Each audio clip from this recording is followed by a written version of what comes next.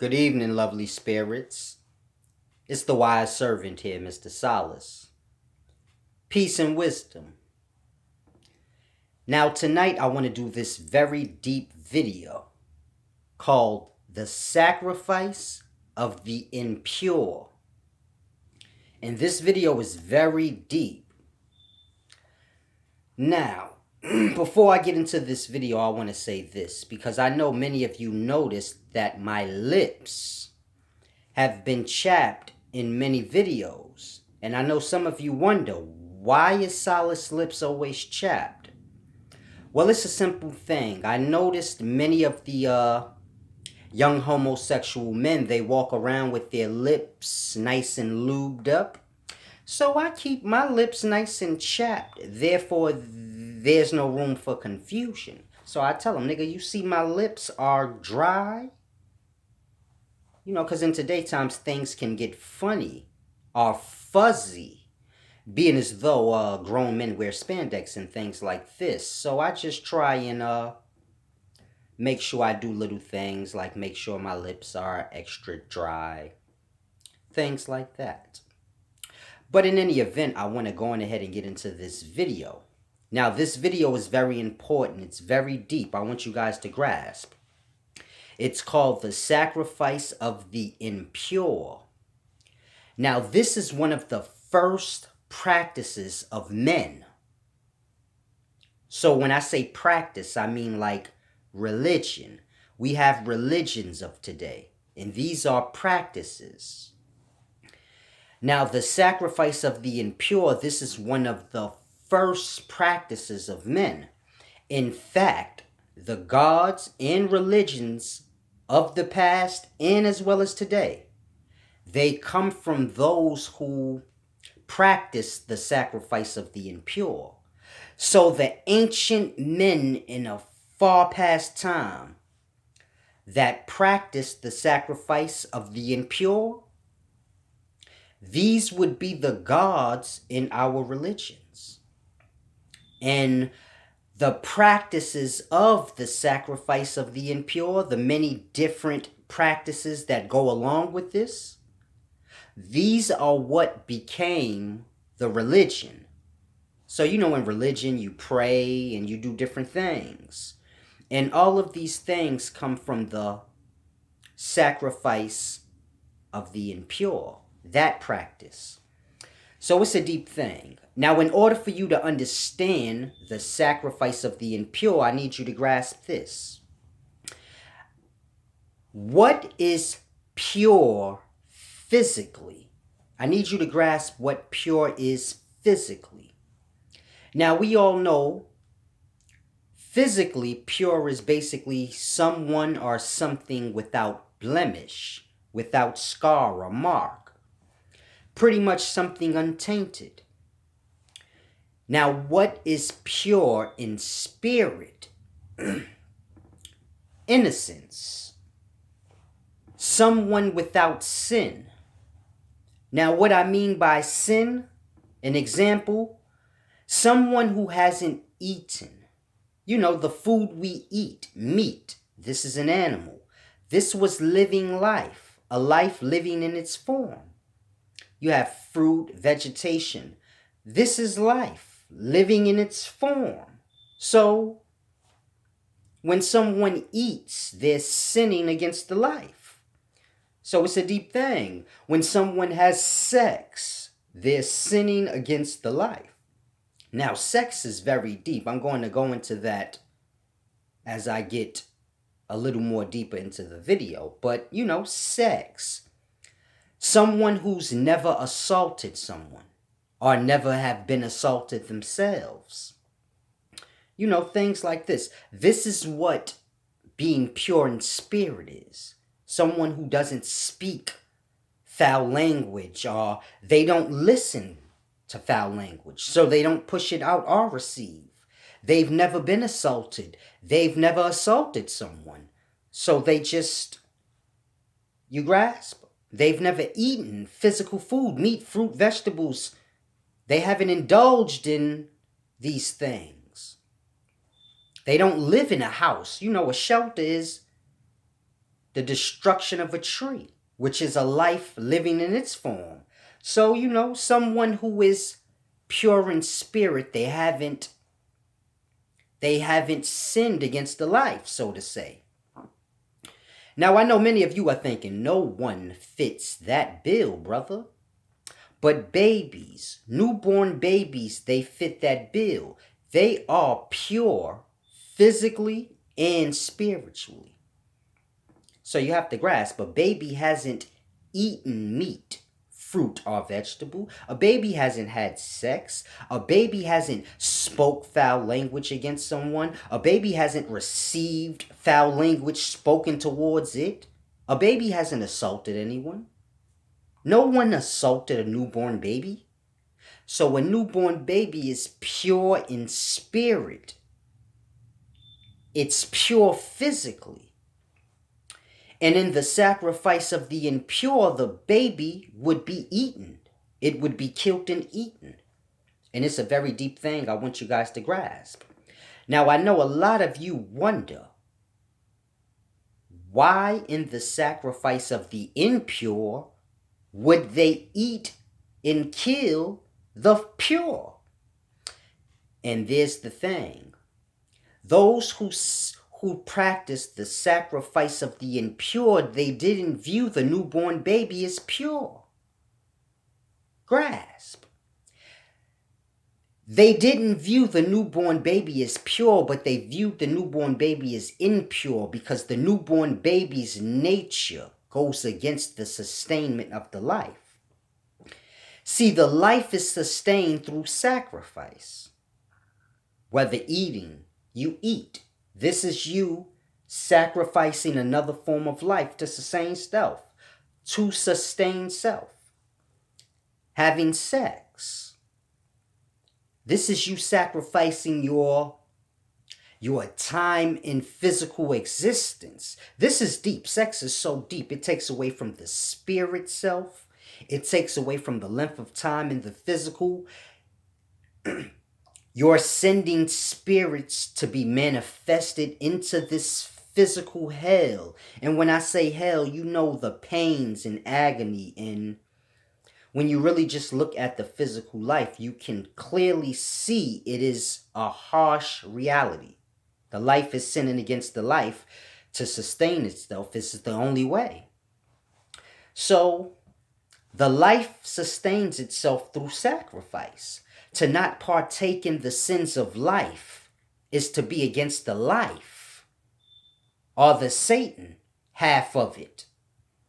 So it's a deep thing. Those that practice the sacrifice of the impure, they viewed what we would call the pure, like a newborn baby, is impure. Like I said, the life sustains itself on the life. If everybody was like a baby in their nature, or if everyone was like a tree in their nature, or a flower, the life would cease to physically exist. Because these things do not sin against other life forms to sustain themselves. They exist in their time, and that's that. A baby, if there was no adult around, a baby would exist as long as it exists and just die. A baby wouldn't sin against the life. It doesn't even understand or know how to do that. So it's deep. A baby wouldn't speak foul language towards someone or lie, because a baby doesn't even know how to speak. So if we were all like the baby or the flower or the tree in our nature, the life physically would cease to exist. So they viewed the baby, or what we would call pure, as impure. They viewed it as like a disease to the physical life. And if one should sin against what we would call pure, this is like the highest honor. It's like getting rid of all the disease. So it's a deep way of thinking. It's the reverse of how we perceive things. So I don't want to put it into a right or wrong, but it's just like completely reversed of how we view things. We view newborn babies, flowers, trees as pure, good things in the life. But those that sacrificed the impure or practiced this, they viewed it in reverse. And many of the satanic practices that we have today, they go in depth in this teaching. I don't want to say too much because people get lost but it's a deep thing. They to sin against a newborn baby or a tree or a flower or anything pure, this was the highest honor one could have or attain, because the physical life is all that. You have to grasp. You sustain yourself every day. You have clothing. This comes from the life. Different living life forms. You eat, same thing. You have shelter, same thing. So it gets to the point where, you self-indulge. You overlook others and you just go with how we view the physical, which the physical is that. That's why the physical is hell. Because the only way one can sustain himself in the physical is to sin against the life. And they embraced this. The sacrifice of the impure became all the many different satanic sects or practices that we have today. And they pretty much embraced sinning against the pure, like a baby, to kill and devour a baby, to sustain oneself. There was no higher glory than that. To eat the brain of a baby, to extend one's life maybe 100 years more than it normally would be. This was like a high honor. So it's a deep thing. To sin against the tree and build oneself a beautiful shelter, this was a high honor. So, men build in today times and they're revered as great.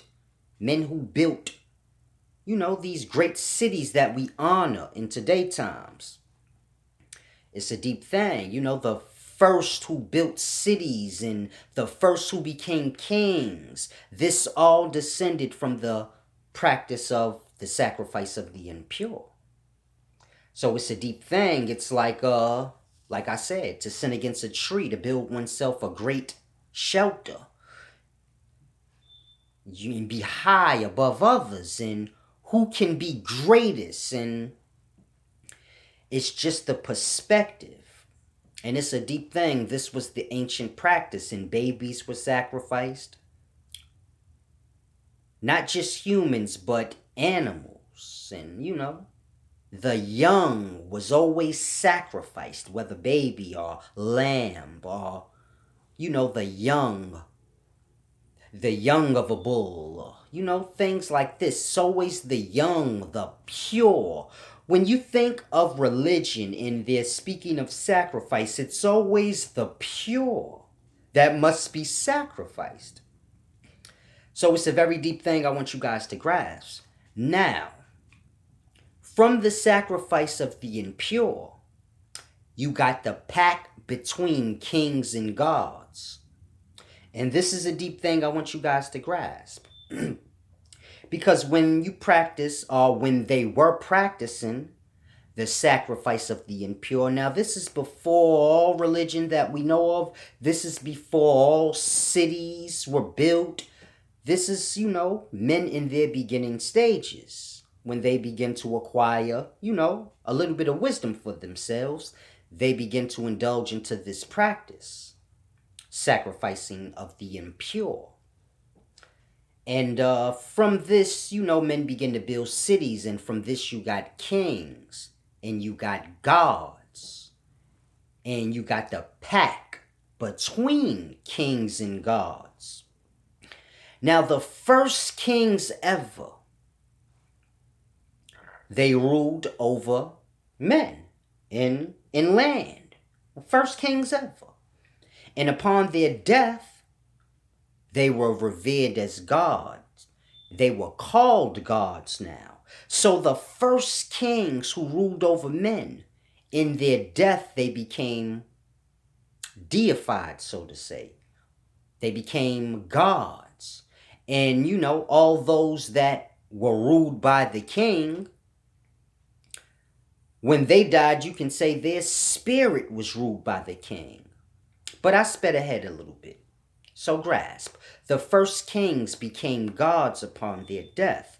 And of course, their sons succeeded them. And their sons were the king over the people now. And their sons professed the God, which were their fathers, the kings that came before them. So now the people had a king that ruled over them. And they also had the God that ruled over them as well. Because the king came in the name of the God, which was his ancestor, which was the first kings that came before him. But he ruled over the people physically. And he ruled over them through the religion in the God, which was the first kings. And this was the pact between kings and gods, because now the king would rule over the physical people. But when those physical people died, being as though they believed in the religion and the God, their spirits were ruled over by the first kings. So it's like I'm a king. I die. Now my son is king and he professes me as God. And a religion is attached to this. And now my son rules over the people. And the people believe in this God, which is nothing more than his father, me. And they believe. And when they die, their spirit will be mine. I will rule over them in the spiritual. And my son will rule over them in the physical. And when my son dies, so it will continue. His son will rule. And his son will profess the gods, which were the kings that came before him. But he will profess them as gods with a religion attached. Therefore, the people are enslaved physically by the king, not really realizing, because they view the king as a great man. We view our presidents and leaders as great. Y'all love Obama. In different places, in different countries where they have kings, they honor the king. Even if they don't like them, they fear them. So you have to grasp, the king ruled over the people. And they believed in the God and religion. And when they died, the old kings, which were gods now, and they were dead. So they were in spirit, in the spiritual realms where everyone would go. And spirits would be enslaved the same way they were in the physical. Ignorant to knowing. We ignorantly truly don't realize we're enslaved by the country. And the country is owned by a person. So it's fuzzy now. And the way they do it with the government and, this whole king, God thing, it's been being restored over time. Because, people get wise and they like, hold on, this is not right. So, in today's times, we have like government. We have many different hierarchies before you get to the actual ruler of the place. So we don't know who rules America. We know we get presidents every 4 years, but the person that truly rules and stands behind them, that's the government. But the government is a bunch of people. So who's the person behind the governments? And we say, oh, the bankers. And so, but it's deeper than that. So it's fuzzy now, the way they structure kingship. Because, in the past, the people would just behead the king once they grasp. Like, hold on. So it's a deep thing, but the pact between kings and gods is the same way we live in today's times. So this is where all these things came from. One thing begot the next. So it's a deep thing I want you guys to grasp. But, that's the pact between kings and gods. And kings rule over the men physically.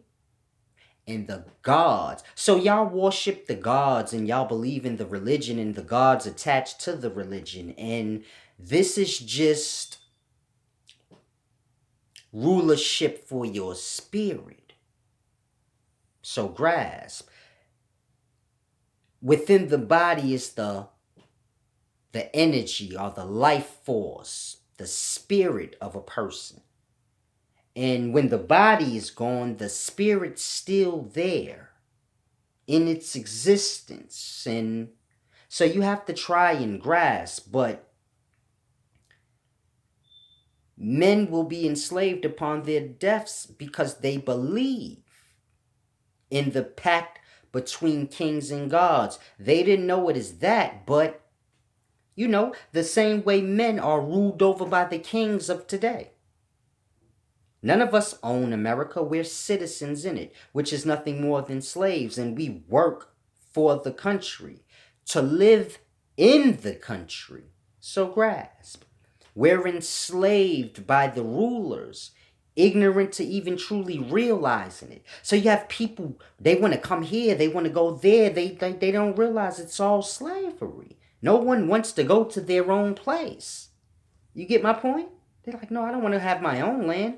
I have no water, no light hookup, no cable, no Wi-Fi. So everybody wants to go to a place that has a ruler and a system so that they can work and be a part. So you get my point? Men are ruled over in the physical by kings, presidents, emperors, whatever you want to call them. In the past, pharaohs, NCs, whatever you want to call them. But men are ruled over by kings. And they never truly live or fulfill their life. Fulfill it by doing what they want with their life. Being free of stress and strain. Because all stress and strain we have is placed upon us by those who own the country. Those who made the system. This is where the stress and strain come. You're stressed about rent, about eating, about the new clothes that's out. All of these things are man-made constructs that were placed on you. Other than that, you'd get your food, clothing, shelter from the forest. But the wisdom of what to do with the natural resources to make tissue and clothing and a home, all of that was robbed from you when the forest was turned into a city. So it's a deep thing I want you guys to grasp. We're ruled over by the kings physically, and then when people die, their spirits are ruled over by the kings that died. They're known as gods in the physical now. But in the spiritual, they'll just be viewed as kings to a spirit. Because when you're dead, you're not going to view the next spirit as God, but you're going to view him the same way you view the ruler or leader of your country. I want to live there. I want to live there. So we tend to look at spiritual realms as different than the physical, but it's all the same. Everything's one. So it's a deep thing. Look, I got a crumb on my lip, but I don't. It's on the actual screen. But it's a deep thing. We get lost in all of this. Now, this is still practiced in today times, meaning the sacrifice of the impure, and the eating of babies, and sacrificing babies to what we call gods. But these are nothing more than long dead, old, great men that were kings and rulers over other men. This is what makes a man great, when he rules over many and conquers land. Now, is that a great thing? No. But this is what we view our great men by. Soldiers get high honor for killing. Men get high honor and kingship for taking over and enslaving others and taking over land. But this is what we give honor to. So it's a deep thing I want you guys to grasp. These things are still practiced in today times. The sacrificing of babies and sending them out to the not sending them out, but sacrificing the baby, sending the spirit to the God that, is dead now, known as a God. So it's like I explained. The first kings became gods. And the kings that ruled after them, they ruled over the people in the name of the kings that came before them. But the people don't know those kings, they dead. So the men profess them as gods.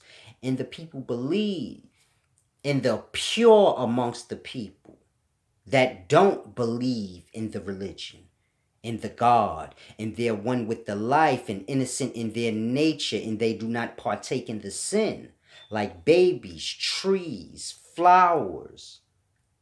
Even men who've been lost but found themselves in, they've come into their innocence. This was all sacrificed, killed, eaten. I don't mean like, but the same way you cook your food. It was killed and eaten.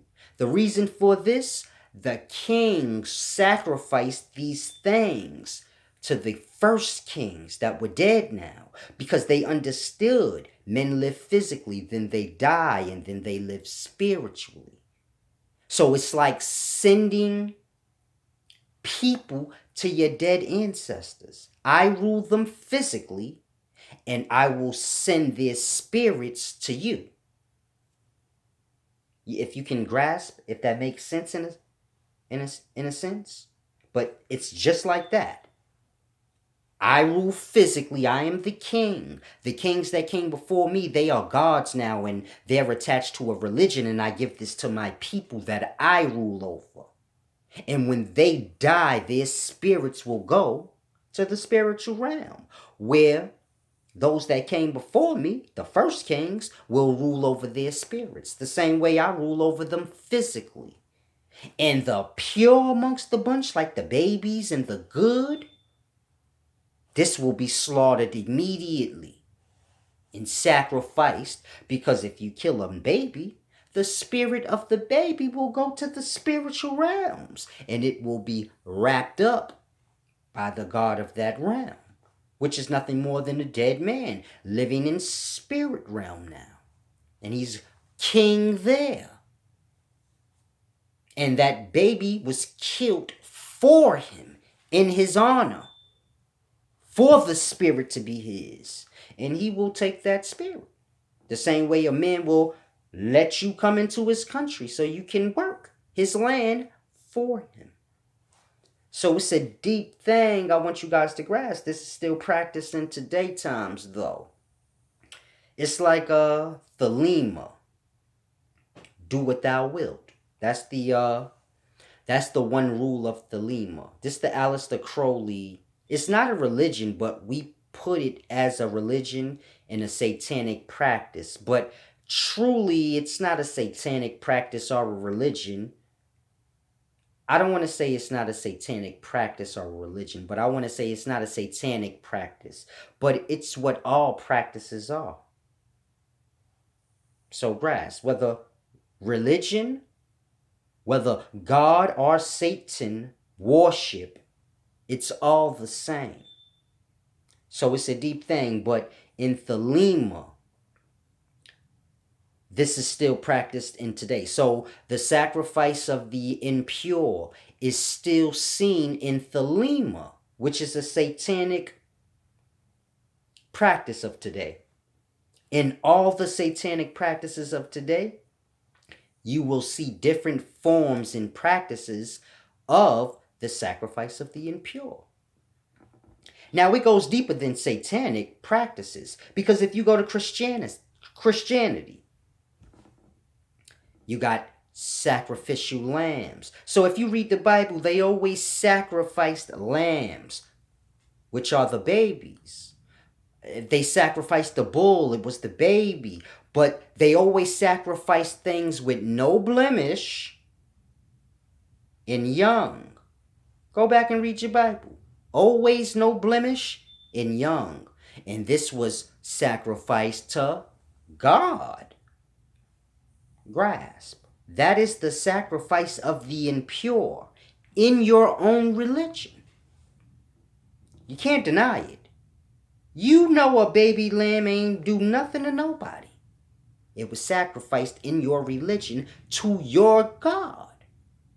So you have to grasp. Even the crackers and wine. See, according to your religion, Jesus was pure and innocent. And even in today's times, you celebrate this man by eating crackers and wine, which is supposed to be a rendition of his flesh and blood. And you're eating it and drinking it. So grasp. You worship the slaying of the pure. What do you think Christianity is? The worshipping of the slaying of the pure. You wear the cross on your neck with Jesus on it being slain. Your whole beliefs is, Jesus was pure and innocent. And he was good. And so I go to church and I eat his flesh and drink his blood. It's crackers and wine, but grasp. The sacrifice of the impure. Because Jesus, the baby lamb, according to the ancients where all y'all religions and stuff come from, according to them, they ain't pure. They're impure. They're a disease and cancer to the life. The physical life wouldn't exist if people walk around acting like newborn babies, trees, and Jesus in their nature. How do you sustain yourself?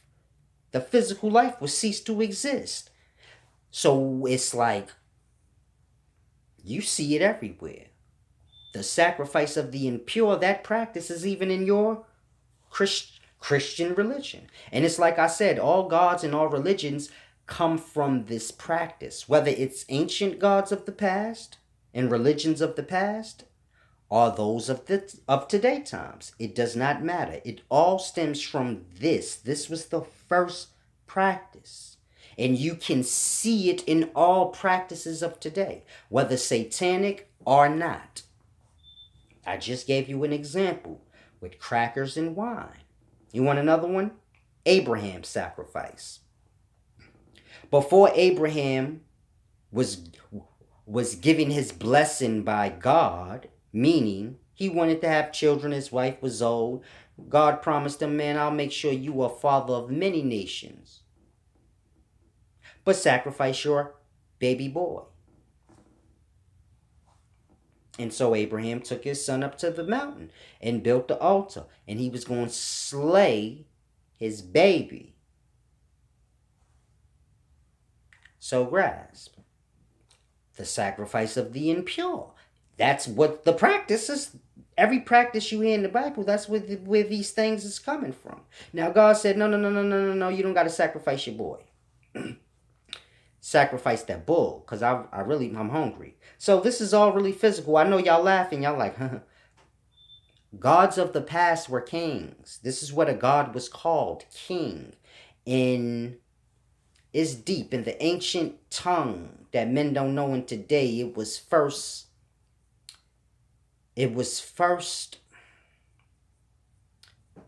Iod. I-O-D, I guess is how we would spell it. But there was no spelling. It was just speaking. Before you had writing, it was just speaking. Then from speaking, you got writing. So I don't want you to think writing was first and no. Fuck, if you don't know how to speak, how you gonna speak the writing? So you gotta grasp. Pardon my language.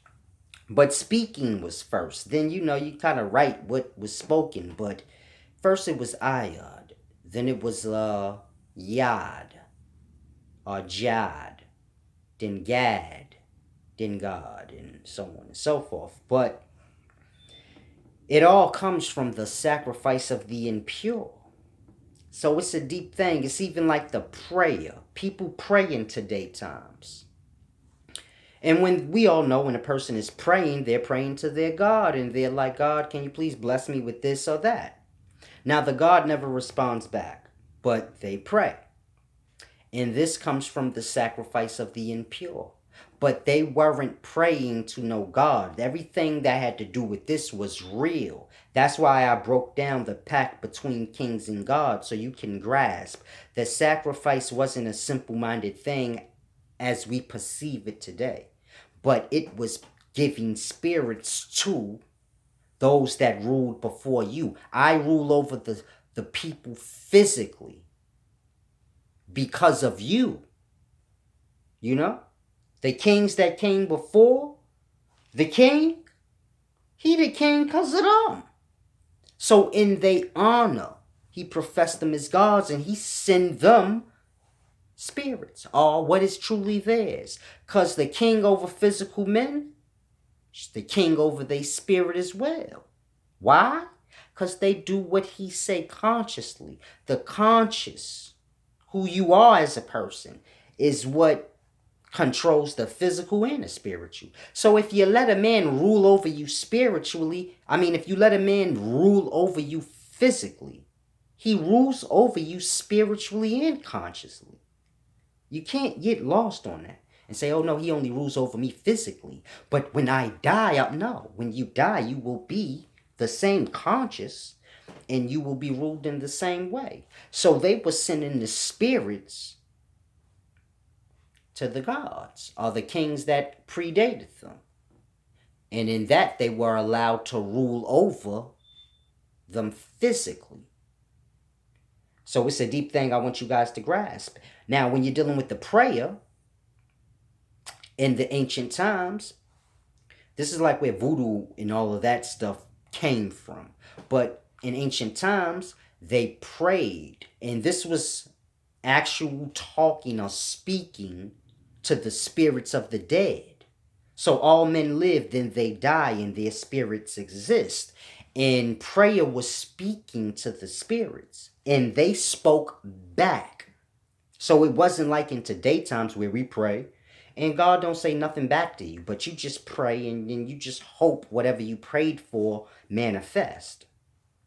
In the past, their prayer had to do with actual spirit communion. And they spoke and the spirit spoke back. But this was a matter of word in hand motion. So you had to know certain word in hand motion to make the spirits manifest or to be able to commune with them. So it's just like in physical.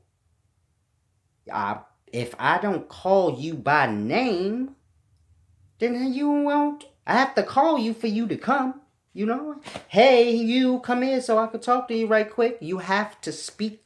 I can't just be like, you get my point?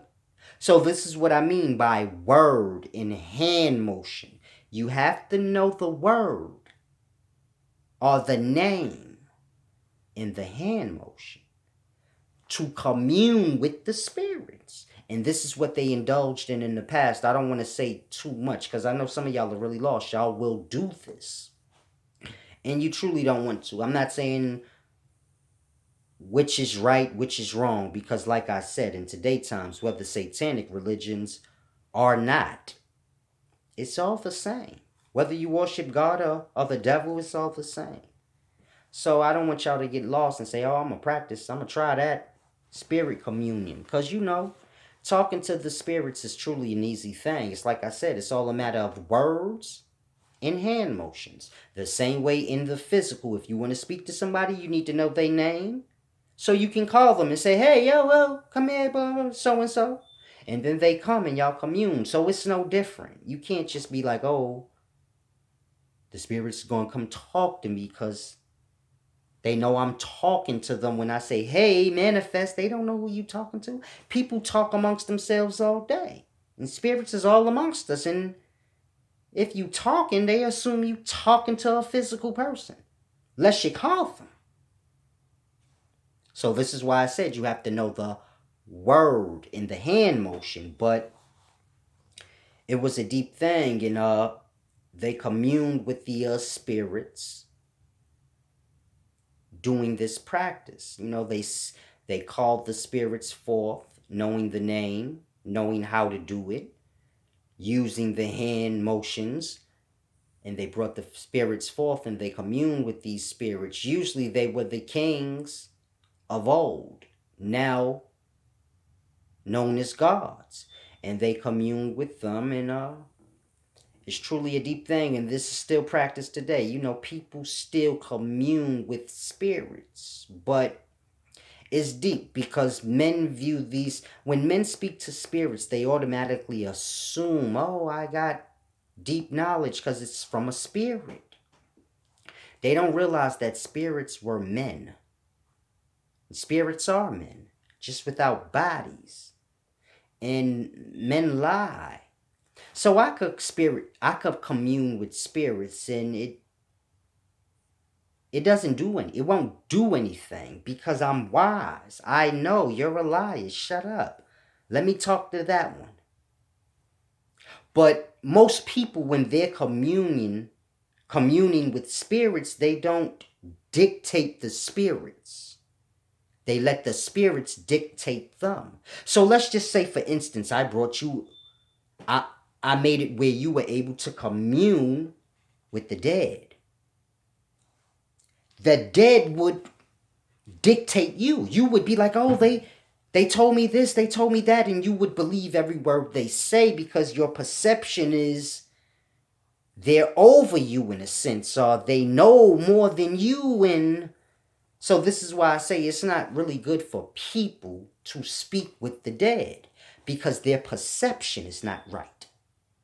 Even those who have the talent to do it, their perception on life and death, and it's all wrong. So they kind of get misled. And it all works for the pact of kings and gods. Because you're speaking to motherfucking dead spirits of men. They lie like physical men do. And, you know, people just, they get lost. But like I said, if let's say I'm speaking to spirits, whatever lies in, because they focus on the fears of people and the insecurities. So, you know, and being as though we didn't get to the death stage of life, we kind of believe what is said, whatever threats are made. So if a spirit told you when you die it's going to be like this unless you believe me, you would kind of be like, I'm going to believe because he's dead already. So it's easy for them to manipulate people. It's a deep thing. This is all real, what I'm speaking on. You see people in today's times, they have many personalities. This is just different spirits taking hold of their conscious. And, you know, using their conscious to speak through the body. So this is more than just like I broke down when I said spirits attach themselves to experience the desires you indulge in. But this is more deep, you know, more strong spirits. And, you know, they grab a hold of the conscious or control the person. The conscious, when I say the person, I'm not talking physical body, but who you are. They take a hold and control of that. Like a child, sit there, I'm going to control the body, you're not. And, you know, it's deep. But that's why it's not good for people to speak to the spirits or commune with spirits because their perception is off. Now, I'm wise, so if I'm indulging, come along and they threaten me with, you know, their threats and try to manipulate me, I'm wise and I begin to speak wisdom. Listen, man, I know life. Don't get it twisted because I'm in the physical. You get the fuck away and you come in. And spirits, they like men. They move off fear. I come at them like, don't play with me, motherfucker. You dig? I'm wiser than you. It don't matter. You're dead. You dead. And where you at? Because you dumb. So the reason you here communing with me is because you ain't where you're supposed to be. So you lost. So you don't pull that shit on me. I just want to talk to you, real talk. So, you know, without y'all getting lost and saying, oh, Solace is crazy. But this is real life. And that's how it would be. Let's say if I spoke to the spirits, that's how it would be. You can't come along with the brainwash shit on me. I'm truly wise. Y'all really do not grasp how I grasp life. So it's deep, but it would be, men can't manipulate me and rule over me in the physical. So it's the same in the spirit. Y'all got all these guys that teach and y'all honor them and the master teachers of the past. And as y'all see, none of these people mean absolutely nothing to me. So I'm not ruled over in any aspect of the physical. I can't be manipulated in any aspect of the physical. Yeah, I know Sanetta and a lot of the other brothers, they want me to teach the Pan-African teachings, and this is why I was loved at first when I came, because a lot of brothers was like, oh yeah, this the dude that's gonna make my movement go, because he know how to talk. And he really, but once they realize, oh, hold on, this motherfucker can't be bargained or bought in any way. He's gonna do, you either gonna succumb to the truth or he's deaf to whatever you say. He's gonna do what he do and keep it on the line of truth and making sense. So it's a deep thing. So I've said that to say even in the spiritual, same way. A wise man is wise dead or alive, and spirits are not, can't manipulate me. It just, the wisdom is there. But that's why it's not good for men to indulge in spirit communing in today times or in the past, because this is how we got all this religion and God so locked in. Because when men commune with the spirits, they're communing with the lost. You're communing with those who are like you. You're enslaved physically and you have a king over you, and these